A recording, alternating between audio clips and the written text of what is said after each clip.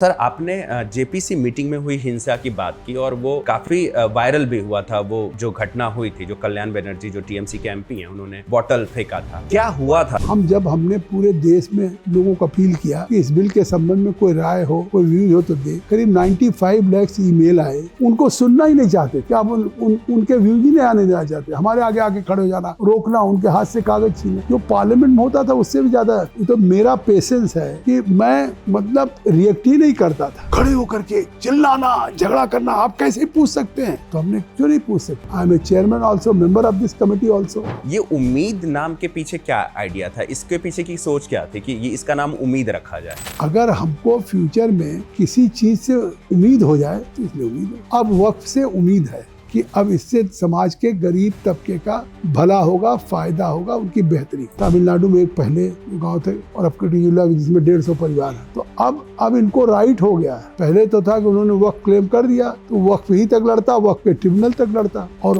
If any decision and judgment by tribunal, that is the last word. You can't go in appeal, you can't move to the high court और supreme court. But now in this present amendment, now we have made a provision, और यही amendment हमने किया। तो हमने कहा ये bill है, ये नहीं कि इस बिल में हम केवल मुस्लिम्स को बुलाएंगे, और अगर मुस्लिम्स में भी ऐसे तमाम डेलीगेशंस आए कि जब वो जो बिल की तारीफ करने लगे तो उसमें झगड़े का मादा हुआ। कभी मान लिया आदिवासी संगठन बुला लिया, कभी वनवासी संगठन बुला लिया, और कभी हमने अधिवक्ता परिषद बुला लिया। तो वही झगड़ा करने लगते थे कि इनको आपने क्यों बुलाया।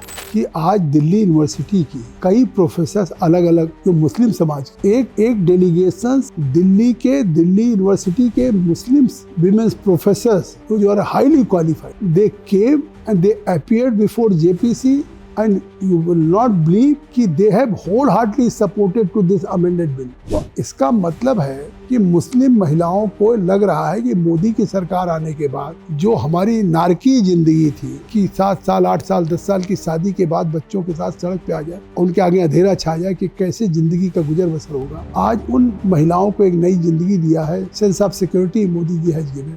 So once anybody who has dedicated his property on the name of Allah or God, that can't be sold to somebody.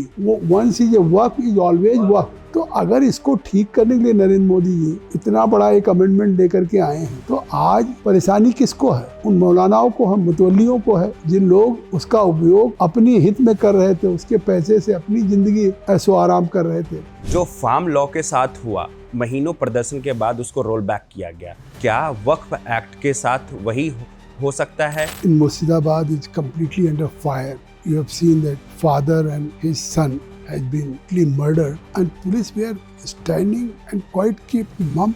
What is the role of police and what is the responsibility of the state government? तो चाहे कितना कोई विरोध करे या protest करे, आंदोलन करे, ये सरकार गरीबों के या पुअर पीपल के या बैकवर्ड्स के या महिलाओं के बेटरमेंट के लिए लिया गया है, इसको हम लागू करें।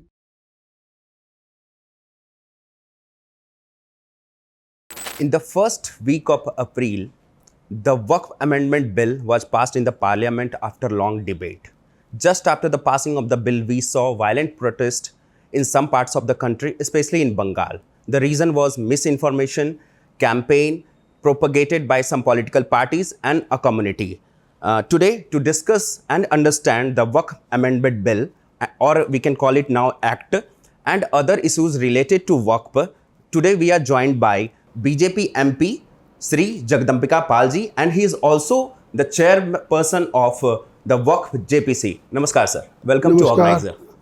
Sir, let's begin with the violent protest, especially in Bengal. We have seen for the last 3-4 days there are so much violence in Bengal because of this Waqf. How do you see these protests, the violent protests? I think so. I fail to understand why this type of violence takes place in West Bengal, and now from last more than 1 week in Murshidabad is completely under fire. Even brutal murders takes place.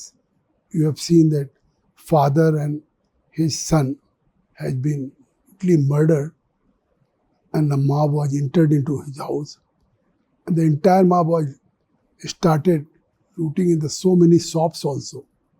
And police were standing and quite kept mum what is the role of police and what is the responsibility of the state government to ensure law and order in any state. It is a basic responsibility of the state government. And if people have started migrated from Murshidabad to Malda. a large number of Hindus to Malda, and Chief Minister is not giving any statement, is not trying to just to take back to his home.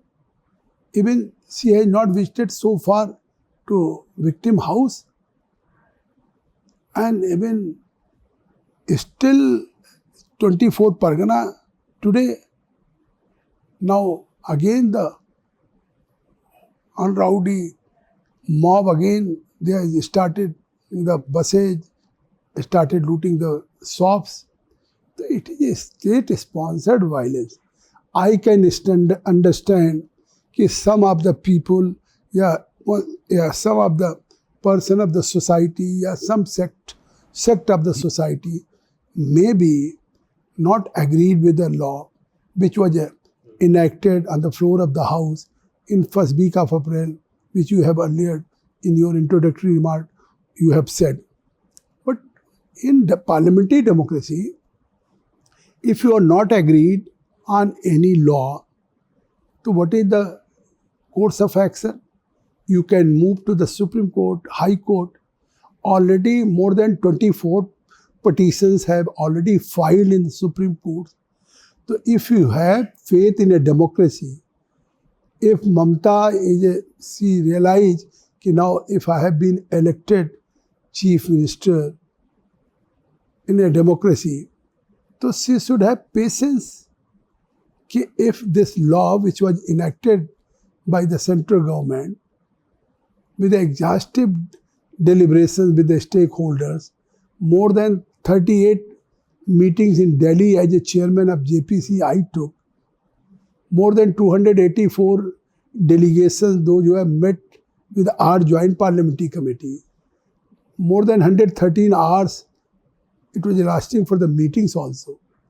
We have covered so many states: Maharashtra, Gujarat, Telangana, Tamil Nadu, Karnataka, West Bengal, Assam, Odisha, UP and Bihar.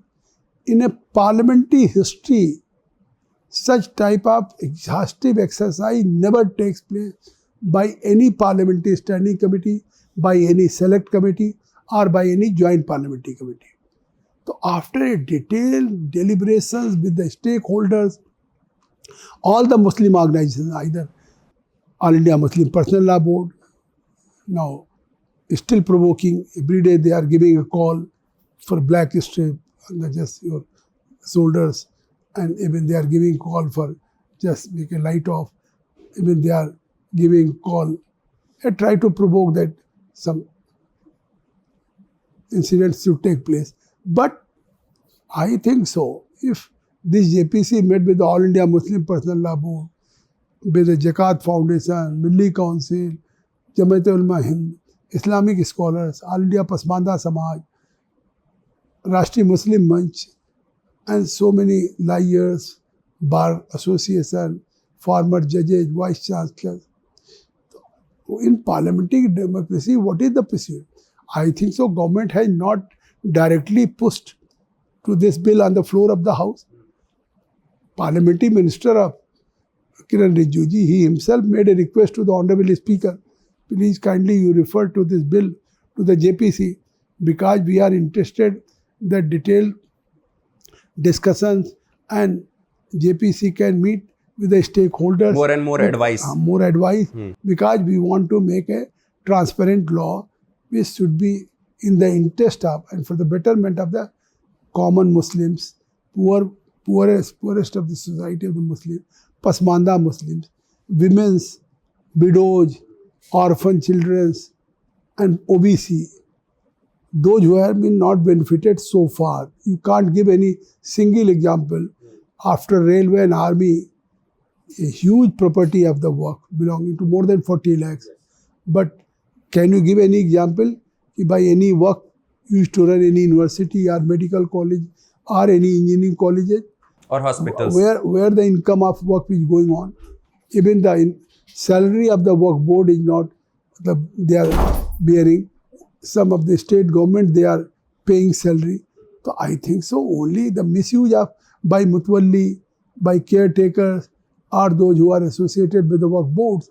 So if government wants to just change certain amendments, wants to bring a transparent amendments, so it is in the interest of the Muslims community. And if now government has made an amendment, now in work board, there will be a representation of the backward community also, to women's also. So I think so it is a progressive act. Definitely, so far, if women's are not there, in All India Minority Commission, which is headed by Mr. Kiran Rijiju, there will be 2 women's, 2 backward OBC Pasmanda. So I think so, if they will be there, the representation of the backward and women, so definitely they will protect the interest of the poor people of the Muslim community. And even already if now petitions has been filed to the Supreme Court, so such type of agitations, why it is going on? And only in West Bengal, I think so, why this type of incident take place. There are 30 states, but only West Bengal. Because the CAA protest also started from the Bengal only. The violent CAA protest, that was also started from Bengal. Now this has also protest against Waqf started from Bengal. So there is a pattern behind this. No, I think so. It is well designed by Trinamool Congress. It is well thought either by leadership Mamata also. Because when we were taking meetings with the witnesses, you have seen one incident which was completely in the public domain, when Member of Parliament of Trinamool Congress, Mr. Kalyan Banerjee, has thrown a bottle on me. Luckily, I was just saved by that bottle. He has also injured. So now, at that time, it was a very early stage. Only discussions and deliberations was going on. Finally, I have not prepared my report. And even the responsibility of the JPC chairman is not only if in arbitrary manner only I can prepare a report and can submit. In a parliamentary democracy, with all the members, now if a long deliberations, so every day on every 44 amendments, every clauses be discussed with all member of parliaments. And in last, when just our committee has prepared a 428 pages report, so clause by clause, just I put to vote, and on every clause, they have also participated. And even this committee has made a 14 amendments. And I'm happy also, thankful to the government also, that now parliamentary democracy has been strengthened. Because now whatever the government has brought it in shape of that bill on the floor of the House on 8 August, now it is completely, the same bill was not again enacted and passed on the floor of the House. After JPC, 14 amendment takes place. And whatever suggestions we have given, that suggestions has also been accepted by the government. So I think that this is the parliamentary democracy. The government has brought it something, another bill.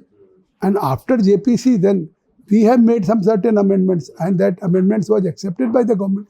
It means that government was with an open mind to accept all the amendments by the JPC. And in JPC, 31 members, more than 14 members from opposition. So the views of opposition members also incorporated in my reports also. Note of dissent also of 228 pages also just associated with my reports also. So then in West Bengal, whatever she is giving a statement, that this law will not be applicable in my West Bengal. How she can say? If she has been not elected, only Bengal, sir, Karnataka has also said the same thing. Even Tamil Nadu, ये सभी कह रहे हैं कि we are not going to implement this act in our state. मतलब most of the non-BJP ruled states they are anti-Waqf right now. So I think so. Then it is quite clear what is the modus operandi. It means that there is a competition between DMK, between Trinamool Congress and in Karnataka Congress Party, who can go to the Muslim votes. So it is clear that all these parties, they only believes in appeasement politics. Only they are realizing कि Muslims are only vote bank. They are not for any welfare and betterment for the Muslim community. If really they are sincere, they are quite honest to the Muslim community, so they should realize that now in 2006, Justice Sachar, what he has made a recommendation. Justice Sachar has made a recommendation that now in Muslim community, Pasmanda Muslims and women are worse than scheduled castes and scheduled tribes. Even the education of Pasmanda and women's 51.9% illiterate. I am not saying this is a part of Sachar, Justice Sachar. Now if you are taking my interview also, so you must go through the Justice Sachar reports. That is quite valuable. I think so this government in 2006, this report was submitted in which government? It was submitted in Congress government. Congress government has made a Sachar committee, Justice Sachar committee. And if they have made to Sachar committee, if they have made to Dr. Swaminathan, what will be the price rise for the farmers? So now if Justice Swaminathan has submitted that report to Congress government, if Justice Sachar has submitted that report, so what was the fate of the report? The report was quite kept it in cold storage. It was freeze. Now when Narendra Modi took over the office of Prime Ministership, then he has brought it only this amendment in work, only on the basis of suggestions and what they have, Justice Sachar has suggested reforms for Muslims. Now amongst college education, 5.6% women's Muslims are only goes up to the higher education. So if such a type of condition, pathetic conditions prevails amongst Muslims, women and Pasmanda, if government only on the aim and object of the bill, if you will go through, so then you will find the bill was clear-cut, mentioned the name of Justice Sachar. On the recommendation of Justice Sachar, we are bringing this amendment. And if even then they have forgotten, Congress party has forgotten to Justice Sachar. Now, if government has brought it, this type of amendment, they are now quite scared. They are afraid that now if poor Muslims, common Muslims, even Pasmanda Muslims, backward, women's, now definitely they will not remain with the Congress party, either Mamta or with, like a Teen Talaq. This type hue and cry was going on even at that time also. Why they were opposing? Now if rice is not cooked properly and if a husband is not happy, if he has said 3 times talaq, talaq, talaq, so only on the basis of one meal, if that was not properly cooked by any region, so she could on this road with her kids. So that is the status of the women in Muslims.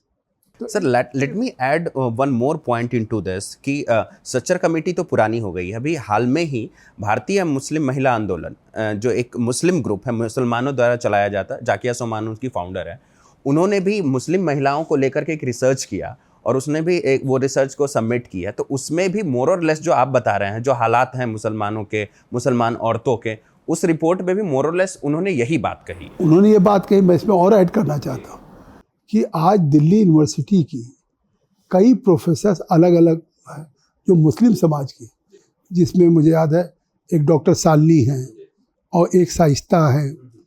तो एक delegations Delhi university के Muslims women's professors जो are highly qualified, they came and they appeared before JPC and you will not believe कि they have wholeheartedly supported to this amended bill.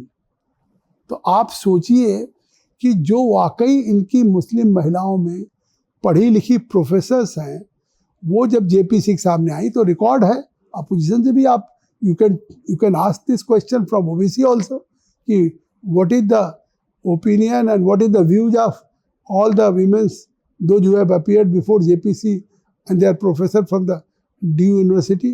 तो इसका मतलब है कि मुस्लिम महिलाओं को लग रहा है कि मोदी की सरकार आने के बाद जो हमारी नारकी ज़िंदगी थी कि 7 साल 8 साल 10 साल की शादी के बाद बच्चों के साथ सड़क पे आ जाए और उनके आगे अंधेरा छा जाए कि कैसे ज़िंदगी का गुजर बसर होगा, आज उन महिलाओं को एक नई ज़िंदगी दिया है। Sense of security Modi ji has given. अब दूसरा स्टेप उन्होंने वक्त में किया कि वाकिफ का इंटेंशन होता है कि हम हमारी उस इनकम से लोगों को स्कॉलरशिप दी जाए, किसी गरीब का इलाज हो, किसी की पढ़ाई हो, किसी विडो की लड़की की शादी हो। तो एक जिसकी ज़मीन है, जिसने वक्फ किया, अपनी प्रॉपर्टी को अपने घर के बजाय वक्फ कर गया गरीबों के लिए, और उसका फ़ायदा मुतवल्ली ले रहे हैं। और ये भी है कि वक्फ एक बार होता है तो अल्लाह के नाम पे होता है, गॉड के नाम पे। तो once anybody who has dedicated his property on the name of Allah और god, that can't be sell to somebody. वो once is a waqf is always waqf. तो इसका मतलब वो बिक नहीं सकती। अगर रोज़ शिकायत सुन रहे हैं ना कि वक्फ की प्रॉपर्टी बिक गई, यहाँ मॉल खड़ा हो गया, यहाँ होटल बन गया, यहाँ पे बिल्डिंग बन गई, तो अगर इसको ठीक करने के लिए नरेंद्र मोदी जी इतना बड़ा एक अमेंडमेंट लेकर के आए हैं, तो आज परेशानी किसको है? उन मौलानाओं को है, मुतवल्लियों को है, जिन लोग उसका उपयोग अपनी हित में कर रहे थे, उसके पैसे से अपनी ज़िंदगी ऐशो आराम कर रहे थे। तो आज अगर मोदी जी या गृह मंत्री अमित शाह जी ने कहा, तो बजट में मतलब जब बिल पास हो रहा था तो उसमें उन्होंने इंटरवीन किया था, विस्तार से बातें कही थी। उन्होंने कहा था कि हम वक्फ की 1 इंच प्रॉपर्टी नहीं छूने जा रहे हैं, वक्फ ही रहेगा, वक्फ का मुतवल्ली कोई मुस्लिम ही रहेगा, उसको वाकिफ कोई रहेगा वो भी मुस्लिम रहेगा। लेकिन अभी जो मिसयूज हो रहा है, ये गवर्नमेंट इसको रोकना चाहती कि वक्फ की property will remain as a waqf और the income of the waqf only must go to the use for the downtrodden part of the society। अच्छा सर, आपने जेपीसी मीटिंग में हुई हिंसा की बात की और वो काफ़ी वायरल भी हुआ था। वो जो घटना हुई थी, जो कल्याण बनर्जी जो टीएमसी के एमपी हैं, उन्होंने बॉटल फेंका था। क्या हुआ था सर उस, मतलब बॉटल फेंकने, क्या वजह बनी थी वो बॉटल फेंकने की? क्योंकि आप वहाँ मौजूद थे, उसकी बैकग्राउंड स्टोरी क्या हुई, क्या हुआ था वहाँ पे सर? देखिए, जेपीसी की बातें तो नहीं कही जाती हैं क्योंकि वो कॉन्फिडेंशियल मीटिंग होती है। लेकिन जब हमने पूरे देश में लोगों को अपील किया कि इस बिल के संबंध में कोई राय हो, कोई व्यूज हो तो दे, करीब 95 लाख ईमेल आए। तो अगर हमने कभी मान लिया आदिवासी संगठन बुला लिया, कभी वनवासी संगठन बुला लिया और कभी हमने अधिवक्ता परिषद बुला लिया, तो वही झगड़ा करने लगते थे कि इनको आपने क्यों बुलाया।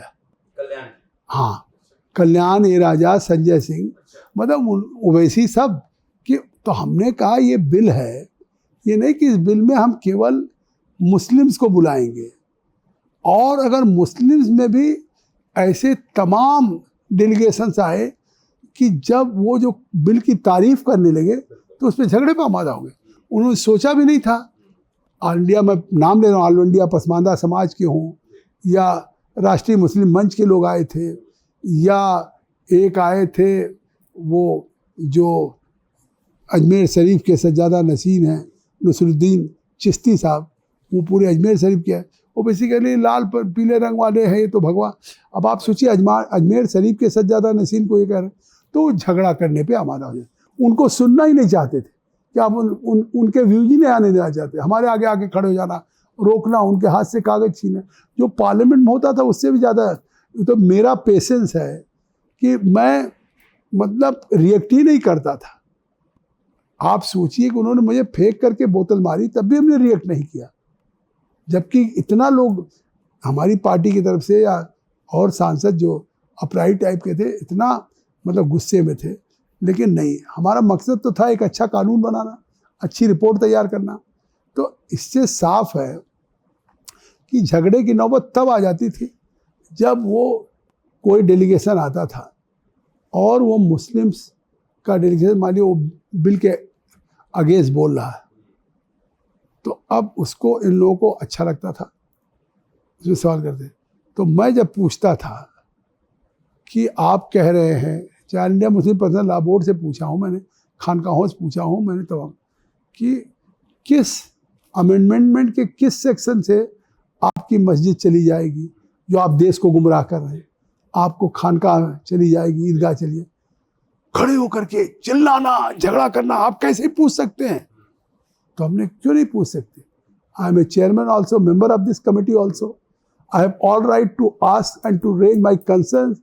Now if they are appearing to the JPC, if they are stakeholders, so certainly if I am talking to stakeholders, then he is bound to reply. Now if outside this committee, if they are crying, if this amendment will be enacted as a law on the floor of the house, तो आपकी तो खानकाह चली जाएगी, आपकी मस्जिद चली जाएगी, इमामबाड़ा चला जाएगा, कब्रिस्तान चला जाएगा। तो ये सब कारण होता था झगड़े के। तो इसलिए हमारी कोशिश तब भी रहती थी। लोग कहते, लोगों का कल्याण बनर्जी को पूरे आगे के लिए निकाल दीजिए। हमने कहा नहीं, फिर वो कहते ना कि साहब हमको एक घटना पे निकाल दिया, तो हमने चाहे कितना कोई न्यूसेंस करता था, कभी किसी को निकाला नहीं, सबको सुनते रहे।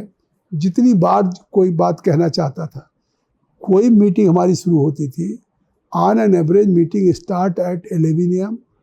and meeting was lasting at least up to 6 p.m., 7 p.m., 8 p.m. On an average 10 hours, 11 hours now meeting is going on. So I think so a lot of deliberations, discussions, reactions and cross-examination with the stakeholders. I think so it is one of the best and transparent act, because after a long exercise, and now even court also realizes, I think so they had gone to the court. एक चीज़ बताइएगा कि जब वक्फ bill act बना और notification जारी हुआ तो उसमें बताया गया कि अब इसका नाम उम्मीद रखा जाएगा। ये उम्मीद नाम के पीछे क्या आइडिया था? इसके पीछे की सोच क्या थी कि ये इसका नाम उम्मीद रखा जाए? इसके पीछे केवल ये सोच है कि वक्फ किसी की अपनी प्रॉपर्टी नहीं है। वक्फ अगर कोई वक्फ करता अपनी प्रॉपर्टी और समाज के किसी तबके के लिए, those who are belongings to the have not society, या जो वंचित हैं, जो अभावग्रस्त हैं, उनके लिए एक आदमी के मन में आता है कि क्यों नहीं, अगर हमको काश अल्लाह ने हमें कोई दिया है तो हम अपनी प्रॉपर्टी को डोनेट कर दें, वो प्रॉपर्टी कोई बेच ना सके, हमेशा वक्फ रहे, अल्लाह के नाम पे है, इसलिए वो अपने बेटे को नहीं ट्रांसफ़र कर रहा, अपने भाई को नहीं कर रहा कि भाई हम रिलीजियस पर्पजेज के लिए कर रहे हैं और आप इसकी देखभाल करना, उसके मरने के बाद बेच देता। तो ये वक्फ कितना पॉयस और रिलीजियस और चैरिटेबल पर्पजेज है। इसका पर्पज ही है, the purpose of the waqf is only for pious purposes, for religious purposes, for charitable purposes. तो देयर आर द थ्री, मतलब this pious, religious and charitable. तो for these three, this so pious, religious, conscious by Waqif and dedicated his own property for the common people as a वक्फ। तो अब फिर उस वक्फ में अगर आज तक निराशा हुई तो इस वक्फ को इसलिए बदला गया नाम यूनिफाइड एम्पावरमेंट करके कि इससे उम्मीद कि मतलब अब गरीब मुसलमान को, पसमानदा मुसलमान को, बैकवर्ड को, पिछड़ों को ये लगे कि अब इससे हमको उम्मीद है कि अगर हम पे कभी ज़रूरत पड़ेगी बीमारी में तो यहाँ से इमदाद होगा। अगर हमारी कोई औरत विडो हो गई मुस्लिम और उसकी बेटी जवान हो गई, उसके पास कोई जरिया मास नहीं है, तो जरिया मास नहीं है तो फिर उसके निकाह के लिए वो मदद मिलेगी। तो जब अगर हमको फ्यूचर में किसी चीज़ से उम्मीद हो जाए तो इसलिए उम्मीद रखा गया। अब वक्फ से उम्मीद है कि अब इससे समाज के गरीब तबके का भला होगा, फायदा होगा, उनकी बेहतरी होगी। अच्छा सर, इसमें कई चीज़ें हुई कि जो ASI की प्रॉपर्टी है, जो गवर्नमेंट की प्रॉपर्टी, उस पर जो वक्फ का क्लेम था, उसको लेकर के चीज़ें अब क्लियर है। लेकिन सर एक कन्फ्यूज़न है कि जो प्राइवेट प्रॉपर्टीज़ पे जिस पे वक्फ का क्लेम था, जैसे मान लीजिए कि कुछ उदाहरण के तौर पे मैं आपको बताता हूँ कि थोड़े टाइम पहले जो तमिलनाडु का तिरुचेंदुरई करके एक गांव है, उस पूरे गांव के ऊपर वक्फ ने क्लेम कर लिया था कि ये वक्फ की प्रॉपर्टी है। अभी कुछ दिन पहले ही कट्टुकलई करके एक गांव है तमिलनाडु में, जहां पे 150 घर जो गांववासी है उनको नोटिस दिया गया है वक्फ के द्वारा कि आप गांव खाली करें, घर खाली करें, ये वक्फ की प्रॉपर्टी है। आज CGI खन्ना ने कहा कि उनको जानकारी मिली कि कोर्ट, हमें किसी ने कहा कि ये कोर्ट भी जो है वक्फ की ज़मीन पे है। तो इन जैसे जो क्लेम है, इसका कैसे सर सॉल्यूशन होगा? जो मान लीजिए जो प्राइवेट प्रॉपर्टीज़ है, जो इधर उधर की प्रॉपर्टीज है। एक आपके माध्यम से मैं कहना चाहता हूँ कि आपने कहा ASI की प्रॉपर्टी, गवर्नमेंट की प्रॉपर्टी। सरप्राइज देखिए कि 1911 में ब्रिटिशर्स ने तय किया कि हम कोलकाता से राजधानी दिल्ली बनाएंगे, और दिल्ली में राजधानी बनाने के लिए उन्होंने यहाँ पे लैंड को एक्वायर किया, फार्मर्स को कंपनसेशन दिया उनको, और कंपनसेशन देने के बाद लैंड एक्वायर कर लिया duly. It was a part of Britishers government land, सब हो गया दाखिल कर। 1911 बाद 1970 में दिल्ली वक्फ बोर्ड ने उस ब्रिटिशर्स के द्वारा एक्वायर की हुई प्रॉपर्टी में 123 प्रॉपर्टी कह दिया वक्फ की प्रॉपर्टी। 123 जिसकी कास्ट होगी more than 1 lakh crore worth. तो आप बताइए कि इस तरह से गवर्नमेंट की प्रॉपर्टी को 1970 में, मतलब 57 साल बाद हो, 59 साल बाद, तो अब ऐसी प्रॉपर्टी ASI कोई डिपार्टमेंट है, कोई व्यक्ति है? ASI है आर्कियोलॉजिकल सर्वे ऑफ इंडिया। किसी देश की कोई ऐसी चीज हो, धरोहर हो, जिसकी नेशनल इम्पोर्टेंस हो, तो अगर national importance for any country कि this monument is as a national importance for this country, तो इट मीन्स कि वो that is a national monument where Indians, even outside foreigner या any tourist will come from the any part of the world. If they will come to Delhi, so then definitely they will go to like a Charminar, like a Taj Mahal. तो suppose that कि इस property को भी बहुत जगह पे ASI की property को भी, हमारे सामने ASI डिपार्टमेंट अपीयर हुआ था, उसको वक्त घोषित कर दिया। तो अब ASI की प्रॉपर्टी को घोषित कर दे, कभी ईडन गार्डन को कह दे, कुंभ के क्रिया को कह दे, हाँ उसको कह दे, या पार्लियामेंट को कह दे, तो अब इसका पटाक्षेप होगा, क्योंकि ये थोड़ी। और 2013 में जब मनमोहन सिंह जी प्रधानमंत्री थे, अब उन्होंने 2014 का चुनाव 5 तारीख को डिक्लेयर हुआ आम चुनाव, 2 तारीख को कैबिनेट हुई, और उस कैबिनेट में उन्होंने फैसला किया जो 123 प्रॉपर्टी जो गवर्नमेंट की है और जिसको वह क्लेम कर रही है, उसको UD department of urban development should just remove all the and hand over to the Waqf board. अब आप सोचिए, being a prime minister, whether you are a custodian, you are not the owner of the property. और ये बात अब लगता है कि उन्होंने देश के सामने भी कहा था कि इस देश की परिसंपत्तियों पे मुस्लिम का पहला अधिकार है। तो ये तो संविधान को वायलेट करने वाला है। संविधान तो आपको राइट टू इक्वलिटी का देता है, किसी हिंदू, मुसलमान, सिख, ईसाई को सबको समानता का अधिकार है। Being a citizen of India, you have equal right. How any prime minister can claim, in what capacity? क्योंकि इफ विल गिव एनी कि now they are enjoying some extra constitutional power, so it means it is violation of the constitution.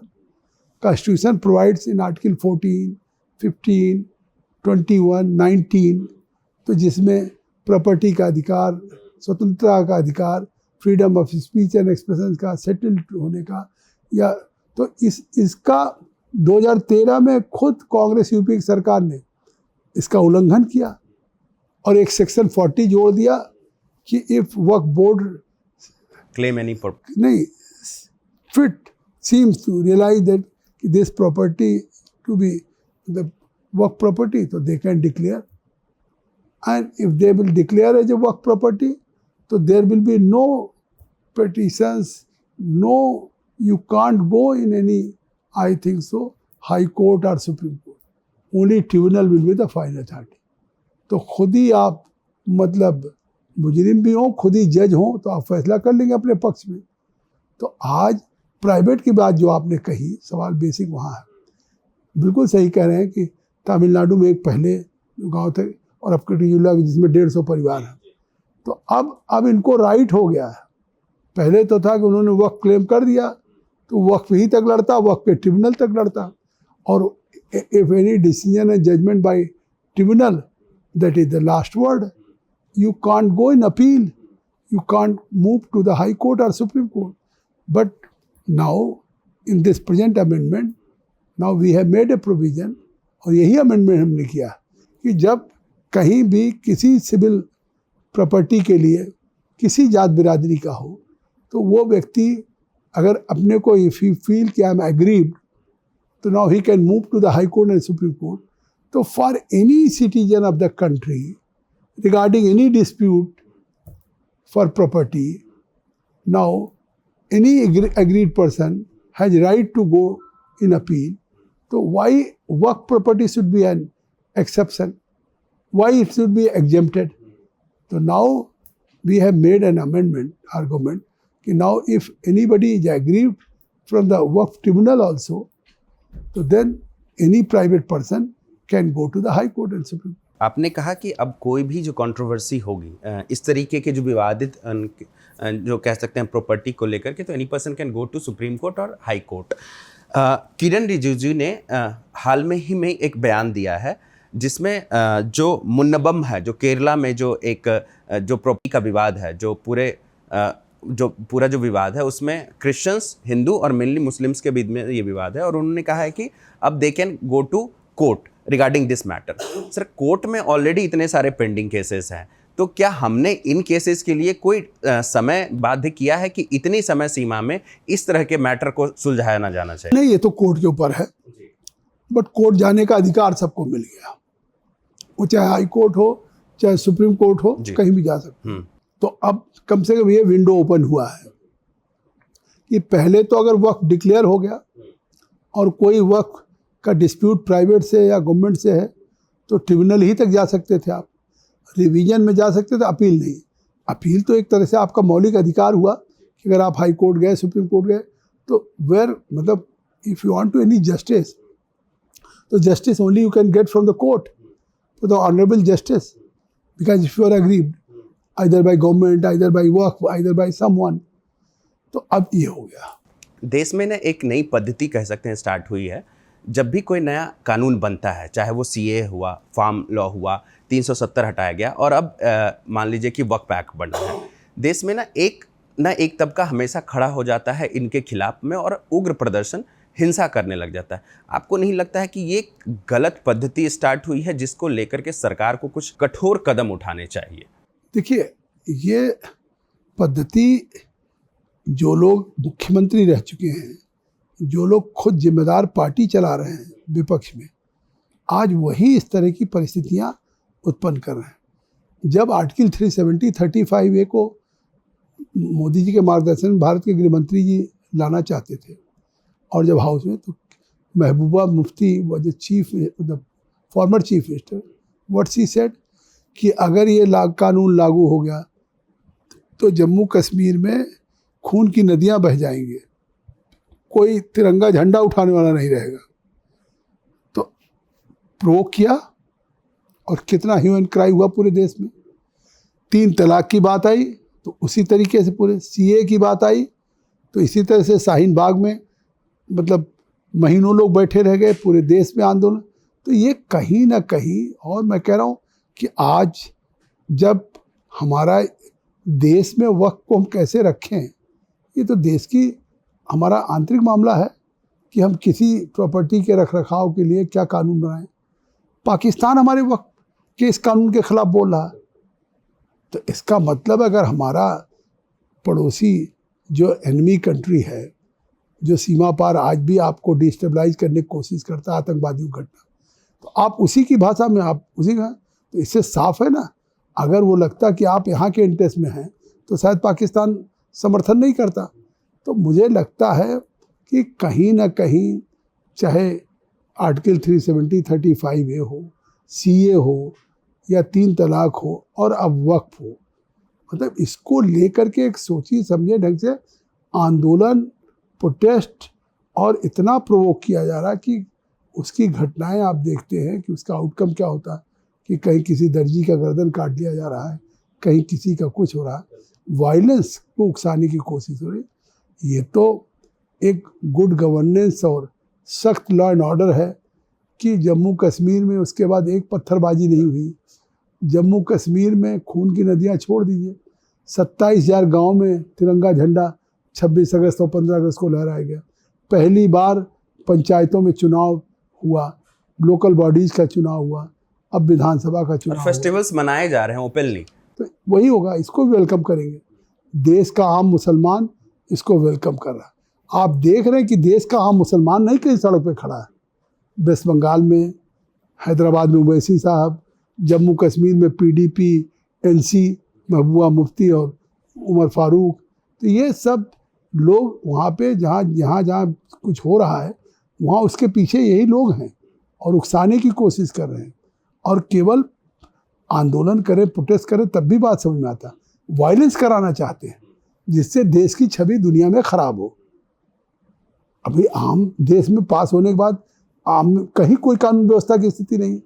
ये जो किया जा रहा है ये भारत की छवि को खराब करने की कोशिश हो रही है। अंतिम सवाल सर, जो फार्म लॉ के साथ हुआ, महीनों प्रदर्शन के बाद उसको रोल बैक किया गया, कुछ लोगों के दिमाग में है कि क्या उसी को सोच करके वो वक्फ के खिलाफ भी प्रदर्शन कर रहे हैं, तो क्या वक्फ एक्ट के साथ वही हो सकता है जो फार्म लॉ के साथ हुआ, या सरकार और आप लोग आश्वस्त हैं कि इस बार ऐसा कुछ नहीं होगा? देखिए, ये गरीब, आम मुसलमान, पसमानदा, पिछड़ों, महिलाओं के हक में है। तो इस बात को प्राइम मिनिस्टर भी कल हिसार में कह चुके, गृह मंत्री जी सदन में कह चुके, और ये पास हो चुका है। इसका फ़ायदा गरीबों को मिलने वाला है। तो चाहे कितना कोई विरोध करे या प्रोटेस्ट करे, आंदोलन करे, तो हम उनके साथ थोड़ी खड़े होंगे जो बेच रहे हैं वो की प्रॉपर्टी, या मुतवल्ली या मौलानाओं को जो नुकसान होने जा रहा है उसके नाते, जो प्रायोजित आंदोलन चलाया जा रहा है हम उसके नाते थोड़ी ये सरकार कोई वापस ले लेगी। ये सरकार गरीबों के या पुअर पीपल के या बैकवर्ड्स के या महिलाओं के बेटरमेंट के लिए लिया गया है, इसको हम लागू करेंगे। So we have seen that Jagdambika ji has talked with organizer on range of issues, and he is very much sure that this act, the Waqf Act, is going to serve the purpose, the real purpose for the downtrodden societies of Muslims. And no matter what, no matter the violent protest goes on, the act will not be rolled back. Thank you, sir. Thank you for joining with organizer.